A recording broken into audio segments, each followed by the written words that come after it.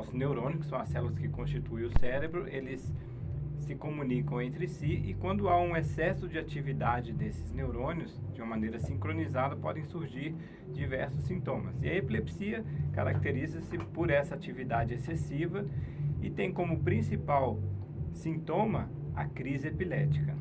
E a crise epilética mais conhecida de todo mundo é a crise convulsiva, aquela que a pessoa perde a consciência e tem os abalos musculares. Mas essa não é a única. Muitas vezes a gente tem uma série de outros tipos de crises e que também são denominadas crise epiléptica. Quais são esses outros tipos de crise, doutor? Aí depende da área em que essa atividade excessiva dos neurônios está ativa, né? Por exemplo, se for numa área da emoção, você pode ter crises epiléticas onde você tem um transtorno emocional, uma sensação de medo, de angústia, sem qualquer razão aparente para isso. Por exemplo, na área da memória é muito frequente os pacientes terem uma sensação do déjà vu, que é aquela percepção de já ter vivido, de estar familiar com uma situação que está acontecendo agora, como se ele já tivesse vivido isso antes, entendeu? Então, essas são características dessa atividade excessiva dos neurônios. Enfim, a gente tem várias outras, crises auditivas, crises visuais, dependendo da área do cérebro em que há esse excesso de funcionamento dos neurônios. Perfeito. Agora são 3h11 para você ligado aqui na CBN Joinville. Doutor Vladimir, por gentileza, é comum a epilepsia nos idosos? Quais são as particularidades da epilepsia nos idosos em relação à epilepsia nas crianças, adolescentes, enfim? É muito legal essa pergunta, porque quando a gente fala em epilepsia, em crise convulsiva, a gente logo pensa nas crianças, ali nos adolescentes. E, de fato, é o primeiro pico de incidência, ou seja, é onde acontece o maior número de novos casos de epilepsia na infância, na adolescência. Durante a vida adulta, o número de pacientes com epilepsia cai consideravelmente, para então você ter um novo pico de incidência, ou seja, novos casos a partir dos 60 anos de idade. Então a gente tem tanto na criança, adolescente, quanto no idoso, populações vulneráveis e com a epilepsia com muito mais frequência do que no restante da população. E a diferença muda um pouquinho o tipo de crise. Em geral, na população idosa, as epilepsias são causadas por uma lesão cerebral, seja por um AVC, seja por alguma lesão, um tumor, ou a própria síndrome demencial, como o Alzheimer, que leva uma lesão visível da estrutura do cérebro. Enquanto que na criança o mais comum é que a gente não encontre lesões visíveis e que as causas genéticas e congênitas sejam as mais comuns. Então há uma diferença da causa da epilepsia. E com isso também há uma diferença do tipo da crise. Em geral, quando as crises são causadas por lesões pontuais, a gente dá o nome de crises focais, onde apenas uma parte do cérebro está ativada excessivamente. E nas crianças é muito comum estar todo o cérebro, das crises generalizadas, que é a convulsão, como a gente conhece. Perfeito. É comum a gente ter um caso isolado de epilepsia e depois a pessoa nunca mais apresentar esse tipo de quadro? E a partir de um quadro em que a epilepsia se manifesta por várias vezes, quais são os tratamentos, doutor? Muito bom. Então, a gente tem uma chance de 10% de termos algum tipo de crise epilética ao longo da vida.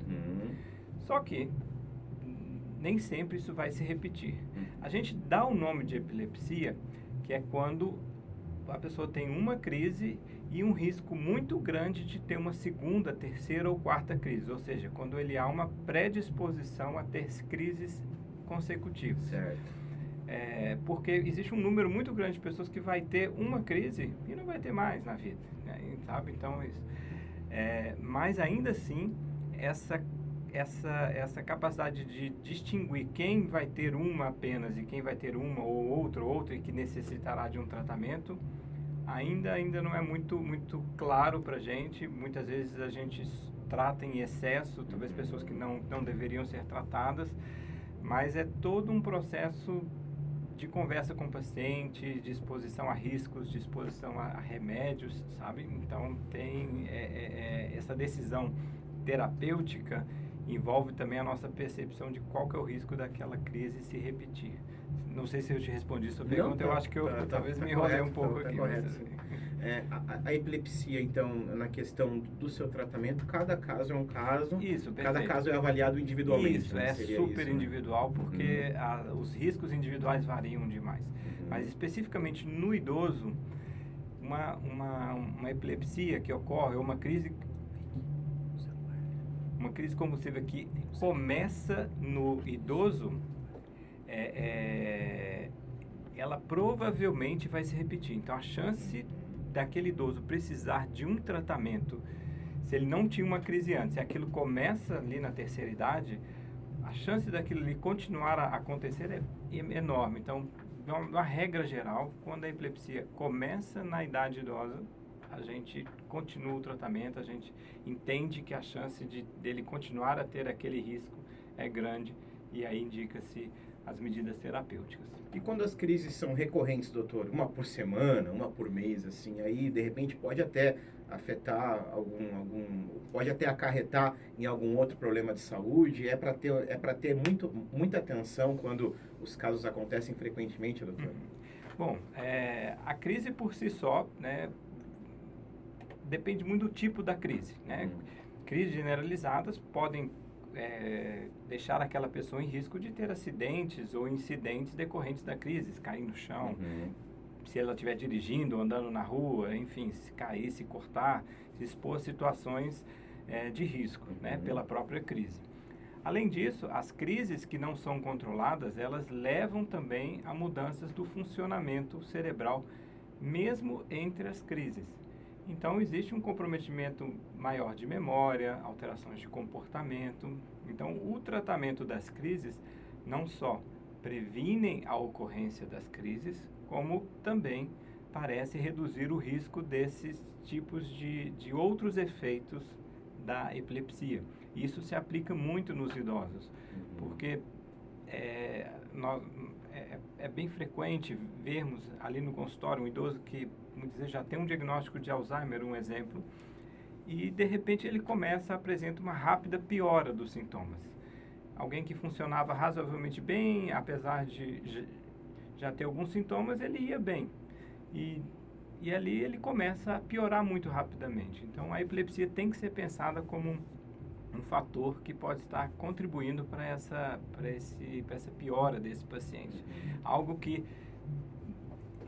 a gente falha muitas vezes em pensar nela, sabe? Então é algo tratável e pode ser mudado, né, na história natural desses pacientes.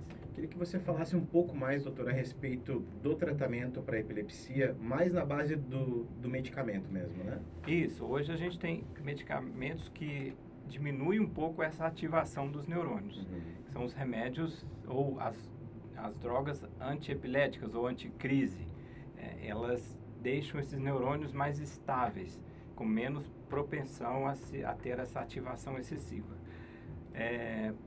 São remédios que, em geral, eles têm uma série de efeitos adversos, principalmente as medicações que a gente diz de primeira e segunda geração. Agora, é importante dizer que os remédios eles não tratam a causa da epilepsia, eles não tiram aquela lesão estrutural que está ali, ou eles mudam a característica genética que já está instalada naquela pessoa, e sim reduzem a chance da ocorrência das crises. Então, não é um tratamento para a causa, mas sim para a consequência, para o sintoma. Os medicamentos, eles podem ter algum tipo de efeito colateral, doutor? Hoje a gente tem uma série de medicações, talvez 10 ou 15 tipos de remédios diferentes. A gente tem eles em primeira, segunda, terceira e agora chegando na quarta geração. E ao longo dessas gerações, o que a tecnologia vem ganhando é exatamente reduzindo os efeitos adversos. Então, especialmente na população idosa, a gente precisa estar muito atento a isso, porque as medicações de primeira e segunda geração, em geral, têm um prejuízo muito grande nessa população que já usa outras medicações, que tem outras doenças, outras patologias e ficam muito vulneráveis aos efeitos adversos. Então, nós tendemos a utilizar na população idosa medicações de gerações mais novas com menos efeitos adversos, enquanto que crianças, adolescentes e adultos jovens toleram melhor as medicações de gerações mais antigas, porque eles têm mais reserva funcional. Em termos de eficácia, elas são muito parecidas, ou seja, as gerações de primeira, segunda, terceira e quarta controlam bem as crises. O que muda mesmo são os efeitos adversos que elas produzem. Como é que funciona essa evolução nos medicamentos para você controlar esses efeitos adversos, doutor? É claro, a tecnologia vai sendo aplicada também na questão da produção dos medicamentos, mas então, aos poucos, também a indústria farmacêutica vai buscando alternativas para tentar minimizar esses efeitos, né, doutor? Sim, o que a gente vê é que eles vão ficando cada vez mais seletivos, né? Ou seja, a gente vai conseguindo abordar estruturas cada vez, ou moléculas cada vez mais específicas, e com isso a gente consegue fazer com que o nosso alvo terapêutico fique muito estreito, a gente evite o dano colateral, que a gente diz, né? Então essa foi a grande diferença. É claro que esse desenvolvimento dessas novas medicações depende de uma série de tecnologias que não estavam disponíveis antes, como supercomputadores, né, que precisam fazer testes, ainda que a gente diz in vitro, né, ou seja, dentro da máquina para as novas drogas. Então, precisou desse salto científico para a gente poder alcançar essa nova geração de medicações anticrise, né? Muito bacana, muito interessante. Doutor, ainda sobre o nosso assunto central aqui, a epilepsia, para quem tem um idoso em casa, é o meu caso, por exemplo, né? Mas meu pai não apresenta epilepsia. Mas, de repente, se porventura lá na frente apresentar, além da questão do tratamento, tem mais algum cuidado que as pessoas podem tomar em casa para tentar evitar essas crises, doutor? No idoso, não raro, as crises de epilepsia, elas têm um gatilho, um fator deflagrador, né? E muitas vezes é uma nova medicação, antibióticos, em especial alguns tipos eles conseguem, que a gente chama de diminuir o limiar convulsivo, ou seja, eles aumentam a propensão desses neurônios ficarem mais ativos. Alguns tipos de antibióticos, alguns tipos de medicações, infecções, às vezes uma simples infecção urinária, uma simples gripe por influenza é o gatilho para iniciar o processo da crise convulsiva ou da epilepsia no idoso. E o cérebro, ele é muito plástico, acho que a gente já falou aqui um pouquinho da plasticidade neuronal. Então, ele aprende a ter a crise.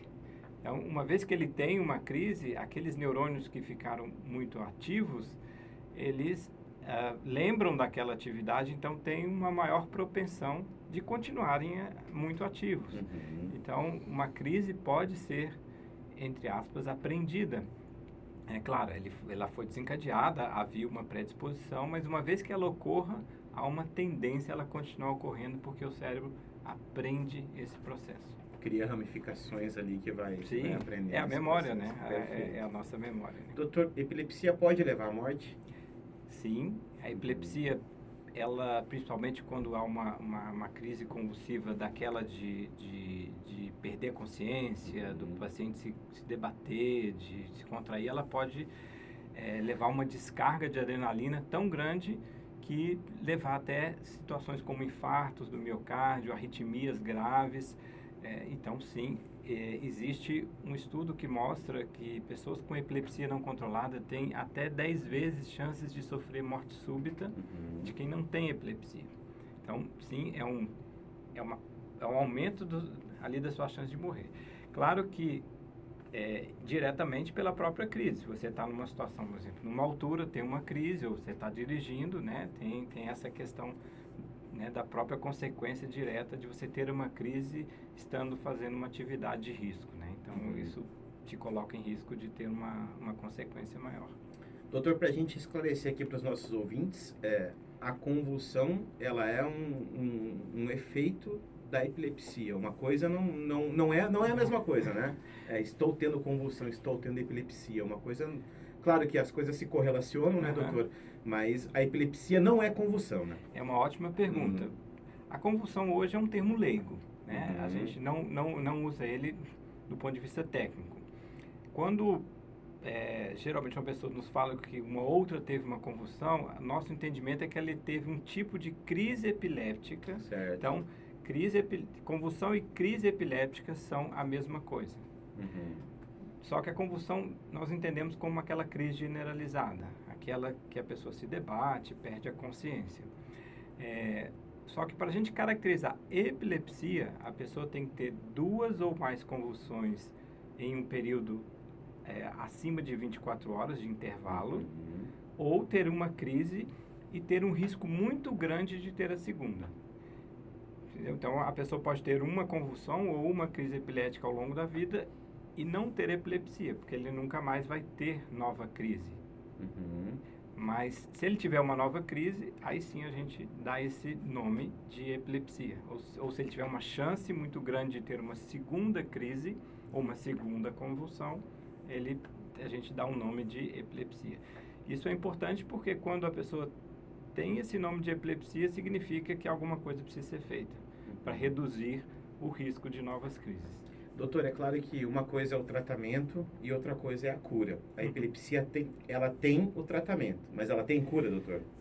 Casos muito específicos Uhum. podem ter cura, sim. Quando a gente consegue identificar uma lesão que claramente é a responsável pelo início das crises, e essa lesão pode ser retirada do cérebro. Uhum. Né? Então, às vezes, pequenos tumores, geralmente são tumores benignos, como alguns meningiomas, ou tumores de origem embrionária, ou seja, que nascem com a pessoa e vão ao longo do desenvolvimento apresentando uma disfunção neuronal. Então, são esses casos muito específicos em que é possível sim que a epilepsia tenha uma cura, mas isso representa, eu diria, menos do que 1% de todos os casos. Pouquíssimos né? casos. Pouquíssimos Então. casos. Doutor, a relação entre epilepsia e bebida alcoólica, pode ou não pode? Bom, primeiro, a bebida alcoólica em excesso, principalmente quando a pessoa para de beber, a abstinência da bebida alcoólica, ela pode levar à crise convulsiva. E aí,